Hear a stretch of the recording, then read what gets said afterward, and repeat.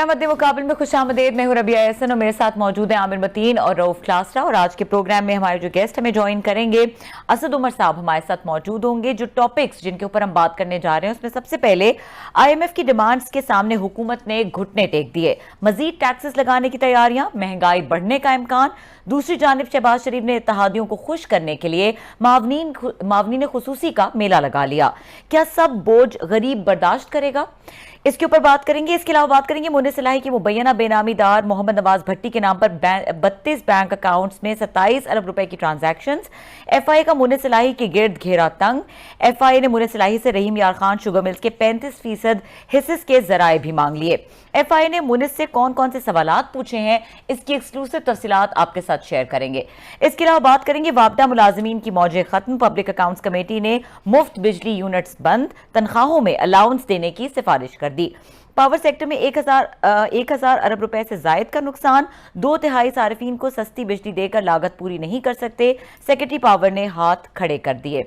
आमिर साहब, starting from you. और हमारे साथ असद उमर साहब भी मौजूद हैं, उनको भी शो में वेलकम करते हैं। अस्सलाम वालेकुम असद साहब। जी वालेकुम सलाम।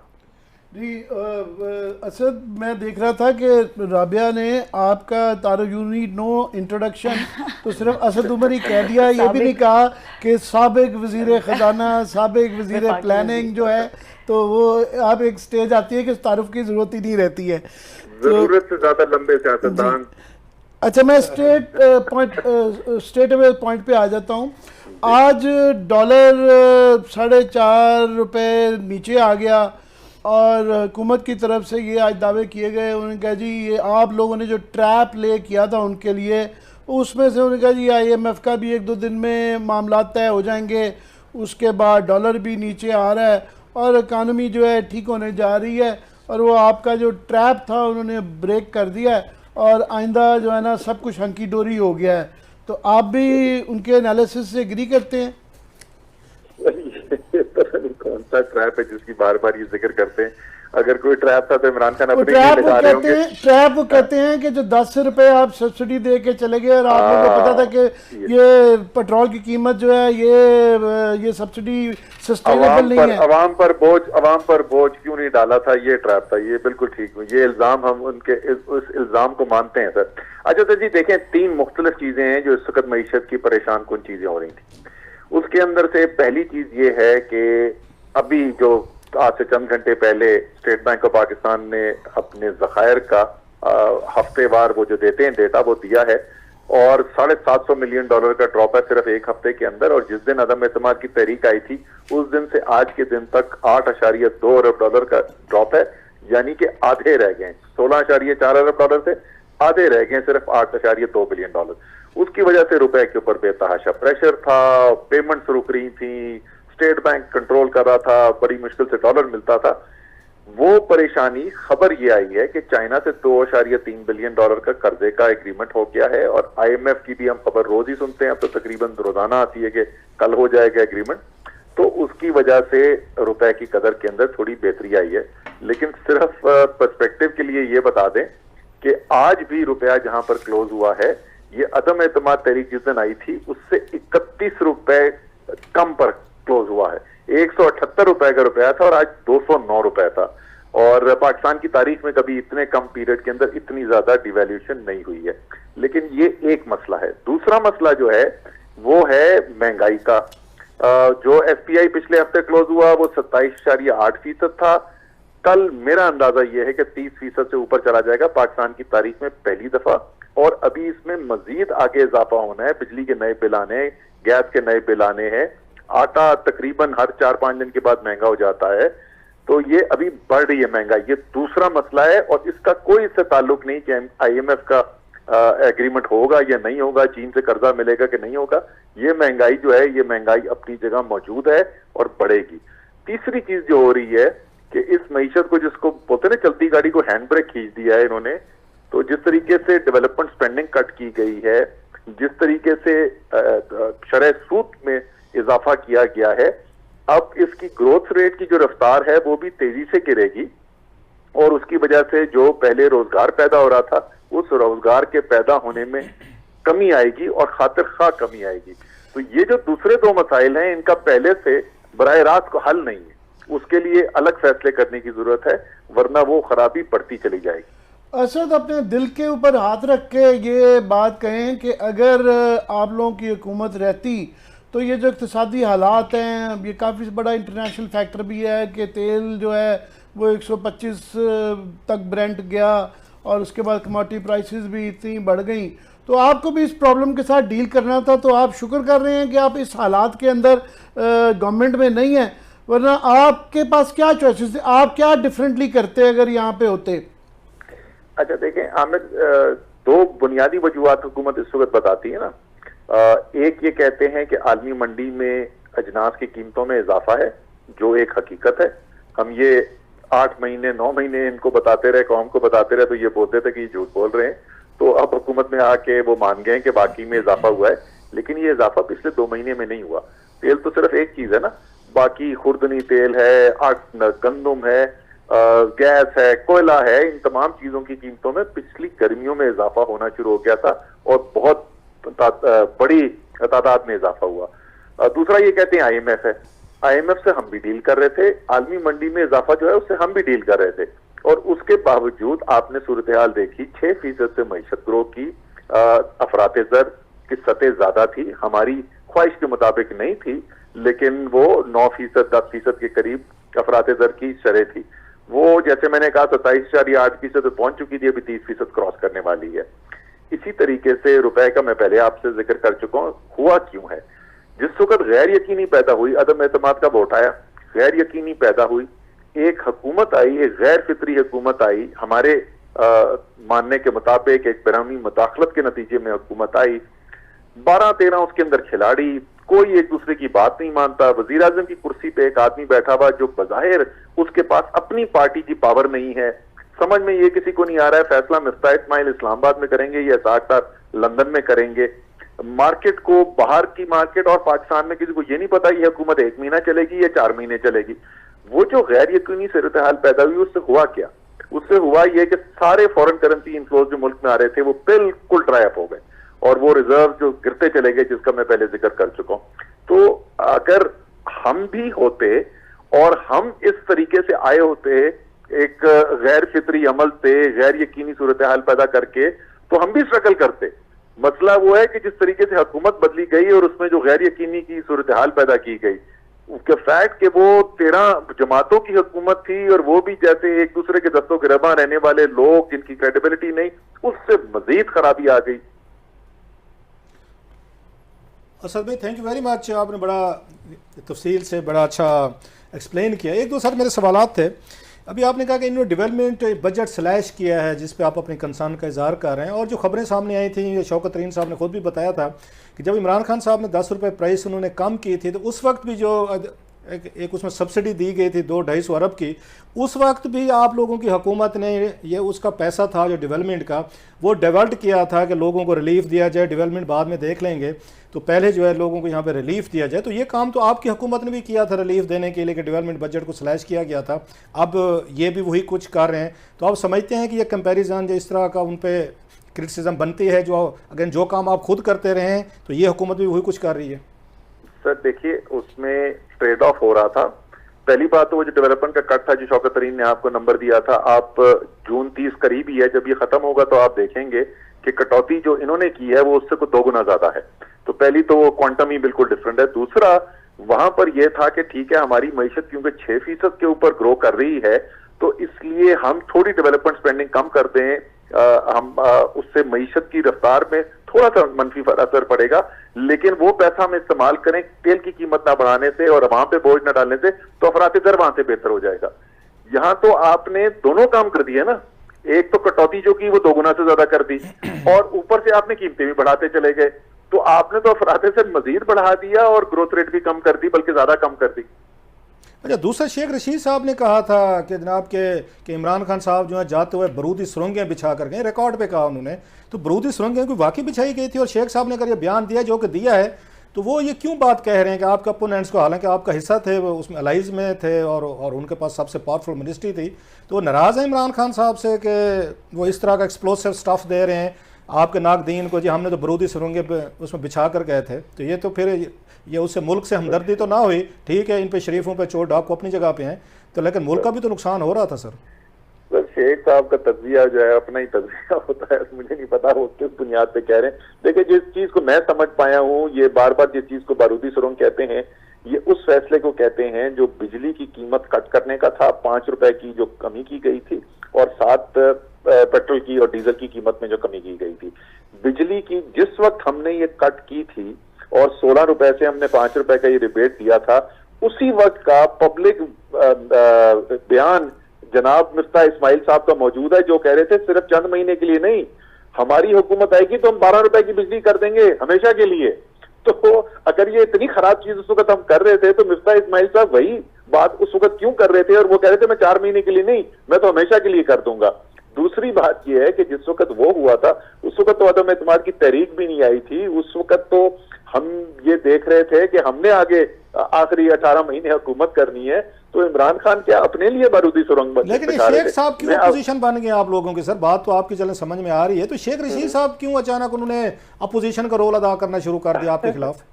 मैंने जैसे कहा ना, शेख साहब का अपना एक तज्जिया होता है, वरना मैं ये पहले भी ऑन रिकॉर्ड कह चुका हूं। मैं आपको बताऊं, एक हफ्ता भी जब रह गया था ना हुकूमत जाने के वक्त, उस वक्त तक इमरान खान का यकीन था हुकूमत नहीं जाएगी। तो ये बिल्कुल भी इस बुनियाद पे फैसले नहीं कर रहे थे कि चलो आगे तो किसी और की आपने बात छेड़ ही दी है तो ये बता दें फिर एक हफ्ते में क्या हुआ है? तो बल्कि आमिर भाई और मैं मिले थे उनसे आखिरी दफा, हमें तो लग रहा था आप भी मौजूद थे एक दिन पहले, जाने से पहले हमारी जो आखिरी मुलाकात हुई थी, आप भी उसमें बैठे हुए थे और उसमें भी लग रहा था एक दिन पहले भी कि वो बड़े कॉन्फिडेंट हैं कि वो नहीं जाने वाले। हम उनसे पूछते रहे कि आपकी इतनी मुस्बत सोच का और इतने कॉन्फिडेंस का क्या वजूहत है? उनके पास देखना हम कुछ करने वाले हैं, और वो वाकई नजर आ रहा था। पर क्या एक्चुअली क्या था, क्या उनके? असद भाई आज तो बता ही दें सर जी, खुल के बात करें, बता दें। ये देखें खान साहब जो है ना, उनकी कामयाबी का जो कुछ 2-4 राज है ना, उसमें से एक चीज ये है कि हमेशा मजबूत सोच रखते हैं और वो नामुमकिन को भी समझते हैं मुमकिन हो जाएगा। तो मेरे जैसे जो लोग जो इतने बड़ा विजन नहीं रखते, हम तो कोई हफ्ता 10 दिन पहले जो है वो हम इस नतीजे पे पहुंच गए थे कि अब हुकूमत जो है वो शायद नहीं बचेगी। माफ कीजिएगा आपकी बात काट रहा हूँ कि अभी तो तरलों पे आ गए हैं आप। मुझे जो खान साहब के बयानात लगते हैं, मैं सर जी पहले वो तो सुनने थे फवाद चौधरी, अच्छा वो पहले वो तो सुनने थे कि हुआ क्या है आमिर भाई, वो तो सुनने थे। चले असद भाई आज हथें चढ़ के हमें तो थोड़ी बात पूछने दें सर जी, ये बाद में पूछेगा। ये तो आप टीवी पे बोल चुके हैं ना कि जिस वक्त MQM का फैसला है और BAP का फैसला है, तो उस वक्त उनको अंदाजा हुआ कि नहीं ये मामला जो है ना कुछ अब गड़बड़ की तरफ जा रहा है। तो वो तो पब्लिकली कह चुके हैं, कोई ऐसी कोई राज की बात नहीं है कि वो क्यों उस वक्त, जो मैं कह रहा हूँ एक हफ्ते पहले तक तो बिल्कुल कॉन्फिडेंट थे। नहीं वैसे मैं इसलिए क्योंकि इतनी ज़्यादा थियरीज चल रही हैं। राना सनाउल्लाह साहब हमारे प्रोग्राम में थे, तो वो कोई पिछले साल नवंबर की डेटें दे रहा है, कोई जनवरी फरवरी की बातें कर रहा है कि जी वो ये नज़र आ रहा था, सारी तो मुख्तलिफ इतनी दी है। पर मुझे अब ये लगता है कि अब जो आपके हालात है, ज़ाहिर है आपको इलेक्शन शूट कर रहे हैं, आपकी डिमांड भी यही है कि जी नए इलेक्शन करवाए जाएं। पर इलेक्शन के लिए जो आपका इस्टेब्लिशमेंट को एक किस्म का मेरा ये ख्याल है कि तरले की सूरत में कह रहे हैं, 2 ही तरीके होते हैं। एक ये है कि आप ऐसे हालात क्रिएट करते हैं, कोई ऐसी मज़ामत, in the famous word of Maryam Nawaz बीबी के जनाब पहले मज़ामत होती है फिर उसमें से मुफाहमत निकली है। मगर आप तो भी मज़ामत तो बिल्कुल ही ख़त्म होगी, तरलों पर ही आ गई है बात। ये मज़ामत जो उन्होंने जितनी की थी, खैर वो तो सारे पाकिस्तान ने देखा कि वो कितनी मज़ामत हुई। It worked in the end. They got the government. वो मज़ामत नहीं, वो चले वो छोड़ें उसको मरियम नवाज को छोड़ते, मज़ामत कोई नहीं हुई थी। लेकिन देखें इस वक्त इमरान खान क्या करें। इमरान खान अपनी जो उन्होंने करना है वो कर रहे हैं, लेकिन वो उसके साथ साथ करने के वो मैसेजिंग जो है वो बार बार करते हैं और सबको करते हैं, सारे स्टेक होल्डर्स को करते हैं। और मेरे ख्याल में ये दुरुस्त बात है। वो असल में क्योंकि बंद कमरे में बैठ के जो डीलें निगोशिएट करने वाले बंदा नहीं है ना, तो इसलिए वो पब्लिकली मैसेजिंग कर देते हैं। तो वो पब्लिकली मैसेजिंग कर रहे हैं सबको कि पाकिस्तान के लिए बेहतरी यही है कि इस वक्त अगली इलेक्शन के अंदर जाया जाए। और आपको पता है मेरी पब्लिक व्यू ये रहा है पिछले 2 महीने से कि मुस्लिम लीग नून की सियासत को बेतहाशा नुकसान पहुंच रहा है ये हुकूमत चला के। जरदारी साहब मजे कर रहे हैं, वो बाहर से बैठ कर एंजॉय कर रहे हैं जो मुस्लिम लीग नून के साथ हो रहा है, सारा का सारा मलबा उन पे पड़ा है, वो हुकूमत में भी बैठे हुए लेकिन वो मजे भी ले रहे हैं। नून की तो सियासत तफर हो जाएगी अगर ये इसी तरीके से 4-6 महीने चलते रहे। तो मेरे लिए अगर आप पूछें बतौर सेक्रेटरी जनरल तहरीक इंसाफ, सियासी तौर पे मेरे लिए अच्छा है ये 4-6 महीने बैठे रहे तो बिल्कुल ही फारिग हो जाएंगे, लेकिन मुल्क के लिए अच्छा नहीं है। बहुत बेतहाशा नुकसान हो रहा है इस गैर यकीनी सूरत हाल का। अच्छा असद साहब, ये भी बताएगा कि अगर इलेक्शंस नहीं होते जल्दी तो पीटीआई की स्ट्रेटेजी क्या है? यही मैसेजिंग चलती रहेगी, इसी तरह वेट किया जाएगा तसल्ली से? देखिए वो आपको पता है इमरान खान जो है ना कभी भी गिव अप करते नहीं है, वो स्ट्रेटेजी इवॉल्व करती रहती है। अभी तो सीजन आने वाला है, अगले जो जुलाई का पहले 3 हफ्ते होंगे, बल्कि पहले 2 हफ्ते जो होंगे उसमें तो इमरान खान आपको कैंपेन ट्रेल पे नजर आएंगे। जलसे, इनफैक्ट दिन में 2-2 जलसे भी होंगे। ये पंजाब के जो बाई इलेक्शन होने के लिए जा रहे हैं तो सबसे ज्यादा एक्टिविटी आपको अगले 2 हफ्ते के अंदर ये नजर आएगी। और उसके बाद फिर अगला स्टेप देखते हैं। वो इमरान खान साहब जिस दिन मैच जीते ना तो उस दिन रात को ऑलरेडी सोचना शुरू कर देते हैं कि अगला मैंने क्या करना है। तो ये स्ट्रैटेजी चलती रहेगी, इवॉल्व होती रहेगी। जहां पहुंचना चाहते हैं बड़ा वाज़ेह है सर। यूजली देखा जाता है ये जो 3 महीने होते हैं सर, हमारे देहातों में तो लोग शादियां तक नहीं करते कि इनको डेफर कर देते हैं। जून, जुलाई, अगस्त हबस के महीने हैं, ये मानसून के महीने हैं, गर्मी के महीने हैं। तो आप लोग तो बिल्कुल इन्हीं 3 महीनों में सारी एक्टिविटीज करना चाह रहे हैं, जिसकी वजह से शायद मेरा ख्याल क्राउड बाहर नहीं आ रहा, लोग बाहर नहीं आ रहे। आपको लगता है कि थोड़ी सी स्ट्रेटेजी में उसमें गर्मी मौसम देखा? खान साहब को गर्मी नहीं लगती होगी, एथलीट हैं, पावरफुल हैं, स्ट्रांग हैं, यंग हैं, लेकिन बाकी तो बेचारे वो मॉर्टल सोल्स हैं ना, वो भी इंसान है। अब उनका सड़कों पे आना, मारे खाना, फिर आंसू गैस, मार कुटाई, सारा कुछ, तो लग नहीं रहा कि आपसे थोड़ा सा कोई कैलकुलेशन में महीनों में थोड़ी सी कोई गड़बड़ हुई है सर? सर जी की करते हो, मई में जो गर्मी पड़ी थी, तूफान की गर्मी थी, और जिस क्राउड्स निकल रहे थे वो सारे रिकॉर्ड टूट रहे थे। अच्छा मजे की बात बताऊं, जिस दिन गवर्नमेंट गई ना तो अगले दिन ये मीटिंग थी हमारी सुबह के, अच्छा जी अब क्या करना है। तो जो सारी तजुर्बाकार लोग थे उन्होंने कहा जी हमें रमजान के महीने में पूरी तैयारी करनी है, और इस तैयारी करने के बाद ईद के 1 हफ्ते के बाद जो है ना हमने बाहर निकलना है और खान साहब ने जलसे करने। लो जी, ईद के रमजान के 4थे या 5वें दिन से जलसे शुरू, और पाकिस्तान की तारीख के सबसे बड़े बड़े जलसे रमजान में किए, कोई जो सोच नहीं सकता था। तो वो तो क्लातरा साहब, खान साहब का काम ही वही है, वो करते हैं जो कोई सोच भी नहीं सकता। तो फिर सर नई डेट क्यों नहीं दी खान साहब ने? लोग वेट कर रहे हैं। उन्होंने कहा था कि मैं जब पेशावर वापस गए यहाँ से धरने वगैरह से 1 दिन करके, तो उन्होंने कहा मैं अगले 2-4 दिनों 5 दिनों में आपको डेट दूंगा। तो महीना होने वाला है सर, तो अभी तक फिर क्यों डेट नहीं दे रहे खान साहब? What are the reason? मेरी अंदर की खबर यह है कि शायद डेट अनाउंस होने वाली है। तो हमें बता दें सर जी को, हमारे शो का नंबर बन जाएंगे सर। हमारा खबर ब्रेकिंग न्यूज कर दें। खान साहब ही बताएंगे सर डेट। आप ये बता सकते हैं कि आपको अंदर की खबर ये आई है कि डेट जल्द आने वाली, जल्द आने वाली है? मतलब ये बाई इलेक्शन जो होने जा रहे हैं इसके बाद देंगे? देखिए सर, नहीं मेरे ख्याल में उससे पहले होगी। उससे पहले डेट दे दी जाएगी, मगर डेट इसके बाद की होगी? नहीं, शायद डेट भी उससे पहले की।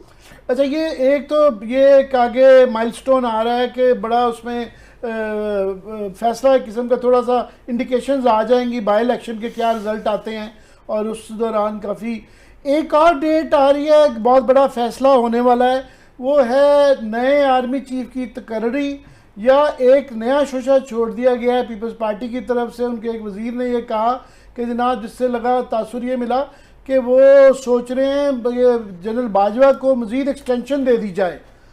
तो राणा सनाउल्लाह साहब ने रात कहा कि जनाब हमारा पार्टी का मौक़िफ़ ये रहा हुआ है कि हम कोई एक्सटेंशन के हक़ में नहीं हैं। अब आपका क्या इस पे वर्जन है? आप हक़ में हैं कि नहीं है सर?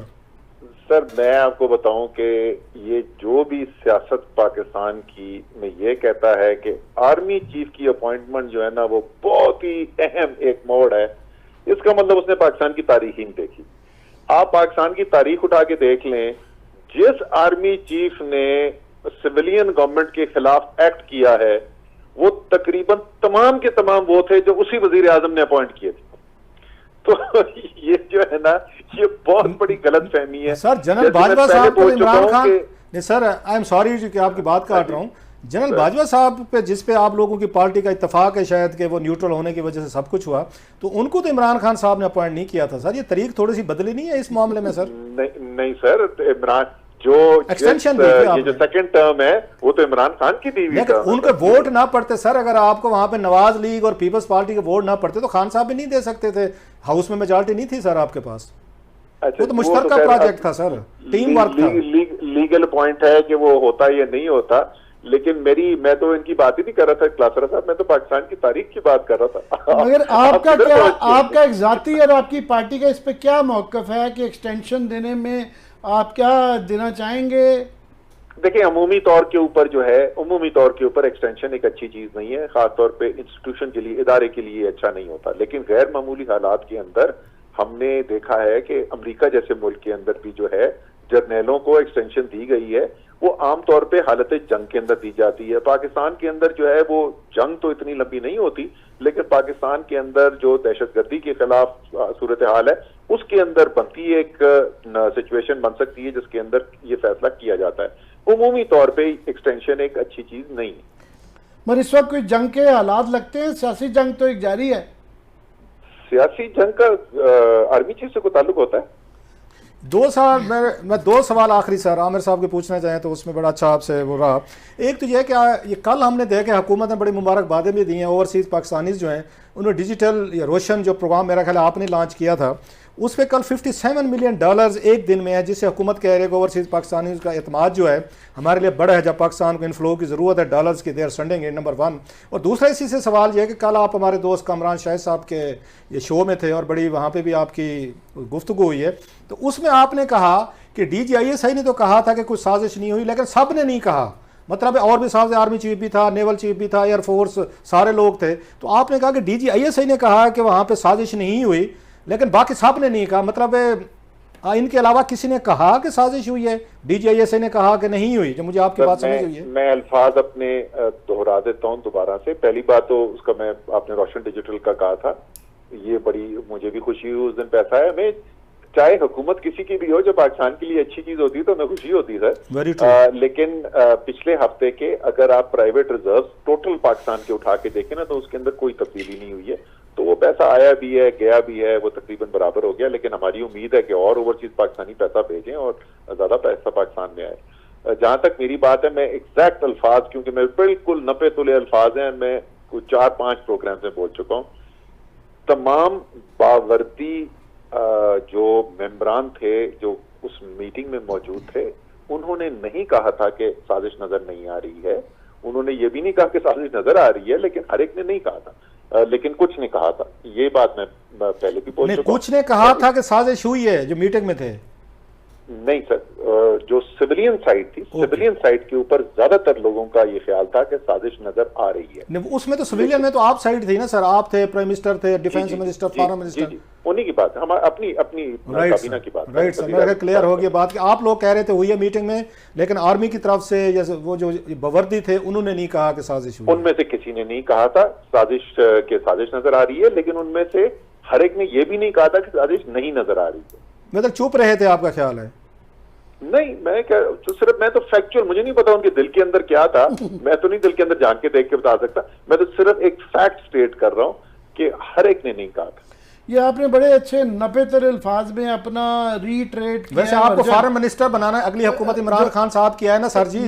मेरी रिकमेंडेशन तो होगी कि असद उमर साहब को फॉरेन मिनिस्टर बनाए। जिस आपने खूबसूरती से इस मसले को वो किया है ना सर जी, डिप्लोमेटिकली हैंडल किया है, आई एम इम्प्रेस्ड। मगर ये डिप्लोमेटिक मजीद आपकी, मैं चाह रहा हूँ कि ये जो possible extension of general Bajwa जो है, ये भी दोबारा नपे तुले अल्फाज में अगर आप रिपीट कर देंगे। आपने कहा कि आप वैसे ही अच्छी चीज़ नहीं होती एक्सटेंशन, मगर जिस तरह अमेरिका में भी एक्सटेंशन हुई है, ख़ास हालात में दी भी जा सकती है। Is that what you said? मैं तो यही कह रहा हूँ। जाहिर है ये सवाबदीद वजीर आजम की है, जो भी सिटिंग वजीर आजम है उसने ये फैसला करना होता है। जिस वक्त ये फैसला करने का वक्त आएगा उस वक्त के हालात देख के देखें वो क्या फैसला करते हैं। अच्छा, मैं उसमें कोई अगेन उसमें लीगल एक्सपर्ट नहीं हूँ, मुझे भी ज़्यादा कानून आइन का नहीं पता। आप क्योंकि बैठे हैं 10 साल से सर आप हैं पार्लियामेंट में, इसके लिए दोबारा हाउस की वो चाहिए होगी, ये मतलब हमें अमेंडमेंट चाहिए होगी, या वज़ीर आज़म एग्जीक्यूटिव ऑर्डर से कर सकता है ये? सर मेरी अंडरस्टैंडिंग ये कि वज़ीर आज़म एग्जीक्यूटिव ऑर्डर से कर सकता है। अब मतलब हाउस में जाने की जरूरत नहीं पड़ेगी जैसे लास्ट टाइम हुआ था।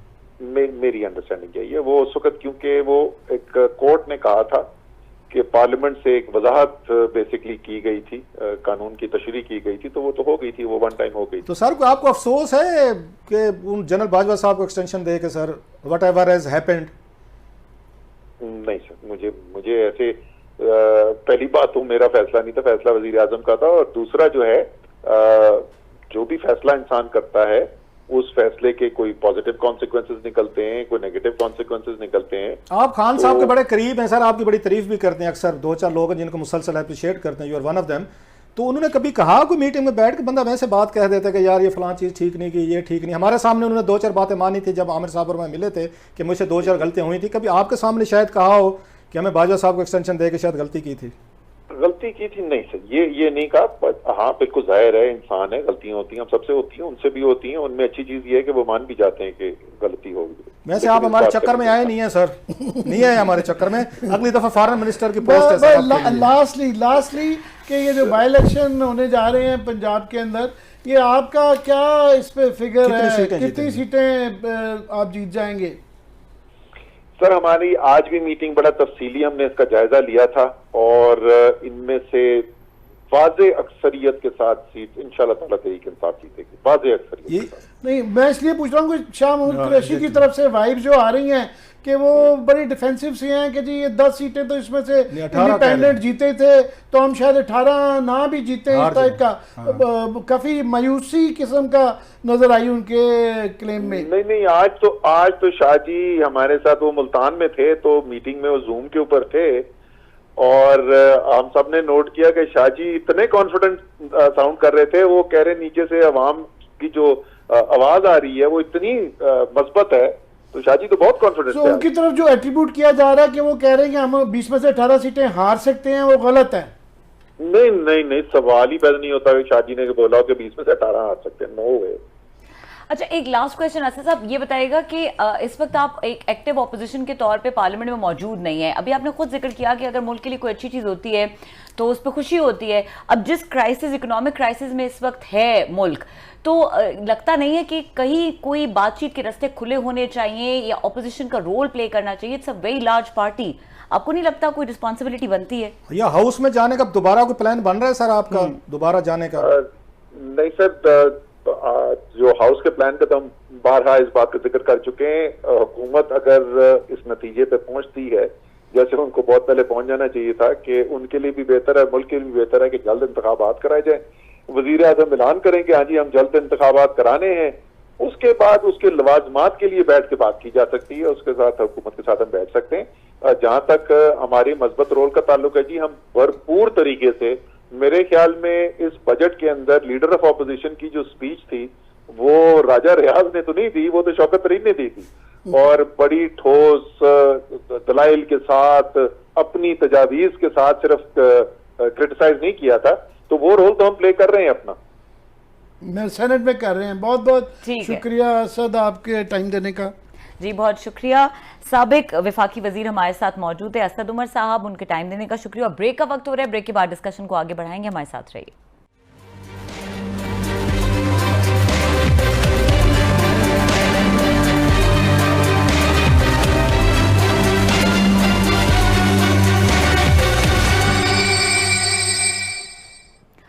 Welcome back. और आमिर साहब, क्योंकि टाइम थोड़ा कम है तो जरा बात करेंगे, ये जो एलाइज को खुश करने के लिए वज़ीर आज़म साहब ने मावनीन ख़ुसूसी का एक पूरा एलाइज को सिर्फ नहीं खुश करने हैं, अपने लोगों को भी खुश करने का। एक तरफ तो आप देखें ना, महंगाई इतनी ज़्यादा हो गई है कि पेट्रोल पहले ही 80 रुपये बढ़ गया है, और मजीद बता रहे हैं कि 50 रुपये बढ़ रहे हैं, बिजली की कीमत, सारी महंगाई अपनी जगह है, मगर अपना खर्चा जो है वो भी बढ़ाते जा रहे हैं।